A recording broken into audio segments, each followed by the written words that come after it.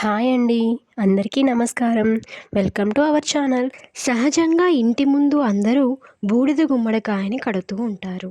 కానీ వారికి నరదిష్టి, నరఘోష, ఇంట్లో ఏదో ఒక సమస్య ఉండడం, డబ్బు నిలవకపోవటం, చికాకు, గొడవలు, అనారోగ్య సమస్యలు ఉంటూనే ఉంటాయి. ఎందుకంటే బూడిద గుమ్మడికాయని సరైన సమయంలో, సరైన రోజు కట్టకపోవడం అని కూడా చెప్పవచ్చు. బూడిద గుమ్మడికాయని శుభ కార్యక్రమాలలోనూ వాడతారు, అశుభ కార్యక్రమాలలోనూ వాడతారు. బూడిద గుమ్మడికాయ విషయంలో కొన్ని నియమాలను తప్పకుండా పాటించాలి. అవేంటన్నది ఇప్పుడు చూద్దాం. బూడిద గుమ్మడికాయని ఎప్పుడూ కూడా శుభ్రంగా కడగకూడదు.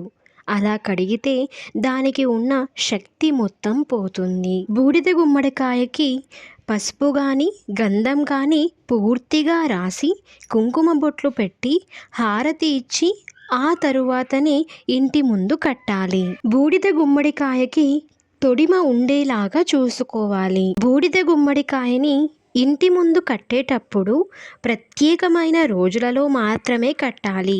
అవేంటో ఇప్పుడు చూద్దాం. అమావాస్య రోజున సూర్యోదయానికి ముందు ఇంటి ముందు గుమ్మడికాయ కడితే ఆ గుమ్మడికాయ అద్భుతమైన శుభ ఫలితాలను కలిగిస్తుంది. ఒకవేళ అమావాస్య రోజు వీలు కాకపోతే మంగళవారం కానీ, బుధవారం కానీ, శనివారం కానీ సూర్యోదయానికి ముందే ఇంటి ముందు బూడిద గుమ్మడికాయ కట్టుకోవాలి. మధ్యాహ్నం, సాయంత్రం, రాత్రి సమయాలలో అసలు బూడిద గుమ్మడికాయని కట్టకూడదు.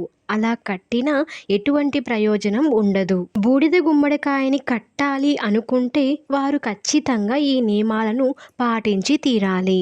అలానే గుమ్మడికాయ ఎక్కువ కుళ్ళిపోతూ ఉంటే ఆ ఇంటికి నరదృష్టి ఎక్కువగా ఉందని అర్థం. అలా కుళ్ళిన గుమ్మడికాయను తీసివేసి కొత్తది కట్టుకుంటే శుభ ఫలితాలు కలుగుతూ ఉంటాయి.